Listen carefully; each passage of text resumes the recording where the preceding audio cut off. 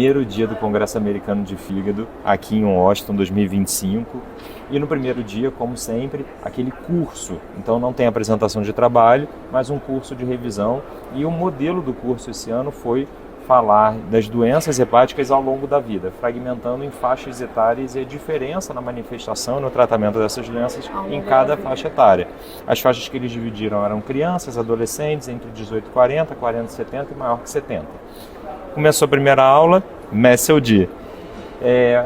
Muito se repetiu sobre o óbvio, mas eu vou destacar temas que foram muito falados. Então, por exemplo, sobre manejo alimentar, principalmente quando a gente fala de adolescente, que seja um manejo alimentar baseado na família e não centrado no indivíduo, com a ideia de que se a gente for programar uma dieta, alguma melhoria alimentar, que isso seja feito pela família inteira. E falaram muito dos ultraprocessados, que a família toda tem que reduzir o consumo do ultraprocessado, que é para o adolescente poder aderir e não ficar fora de contexto. Em contrapartida, nos pacientes com mais de 70 anos, o foco foi outro.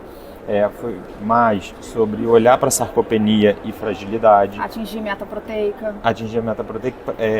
priorizar funcionalidade e também tomar cuidado com grandes perdas de peso. Isso. Segunda aula foi sobre colestase. O que você achou, Flavinha?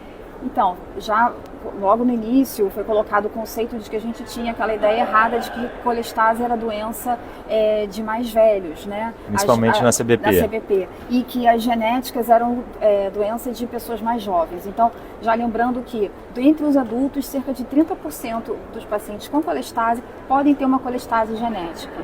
E da colangite biliar primária, mostrando que como ela se manifesta diferente ao longo da vida e que nos mais jovens, aqueles que manifestam a doença com menos de 40 anos, ela é mais sintomática, mais agressiva, tem uma chance de progredir pior, de precisar de mais transplante e de evoluir com mais óbito.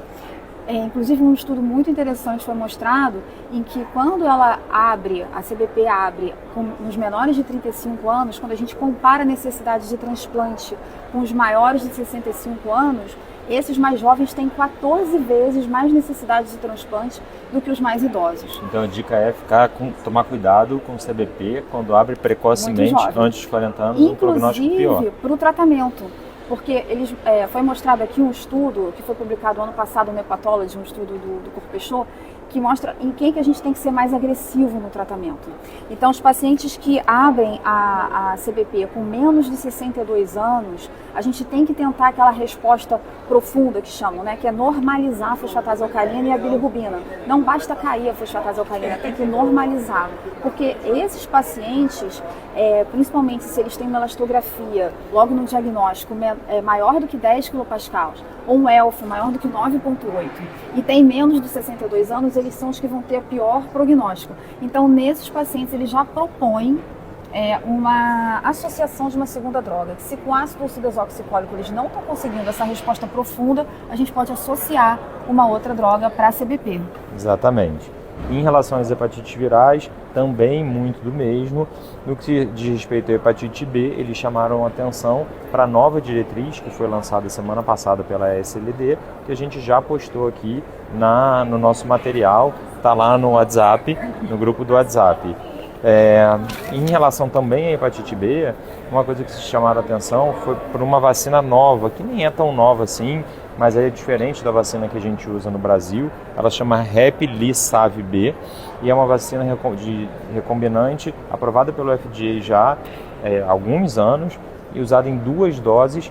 E nesse contexto da gente avaliar o ciclo da vida, ela tem um benefício de uma maior imunização exatamente na população que a nossa vacina é pior, isso é, naquelas pessoas com mais idade. Então, foi mostrado estudo de uma resposta vacinal maior do que 90%, principalmente em pessoas com mais idade, com diabetes e com doença renal crônica. Para vacinar os idosos. Inclusive falaram de vacinar os idosos para hepatite A. Exatamente. Hepatite A tem um curso muito ruim, a gente tem muita hepatite A no Brasil, né? Mas aqui eles falaram de hepatite A, inclusive para vacinar todo mundo para hepatite A.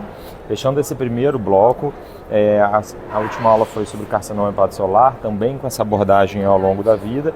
nenhuma grande novidade, mas eles já trouxeram a diretriz que foi apresentada pelo BCLC, agora tem 2 semanas, e que a gente trouxe também, a gente fez a cobertura. Muito foco em rastreio. Muito foco em rastreio. Falaram muito de scores de rastreio. Está todo mundo procurando um score. Falaram muito disso. Ainda a regra sendo ultrassom e alfa-fetoproteína semestral, mas a promessa dos estudos do GALAD e da combinação do GALAD com ultrassom para os próximos anos. E também foi falado muito, Flávia, sobre o risco residual de carcinoma hepatocelular. Depois né? do controle do agente etiológico. Então, por exemplo, o paciente que tratou hepatite C ou que está tratando hepatite B ou que melhorou da MESLD, a gente não esquecer que o risco do carcinoma hepatocelular ele se mantém. E é esse termo risco residual, como a gente usa muitas vezes para o manejo de doença cardiovascular, começou a ser incorporado aqui também.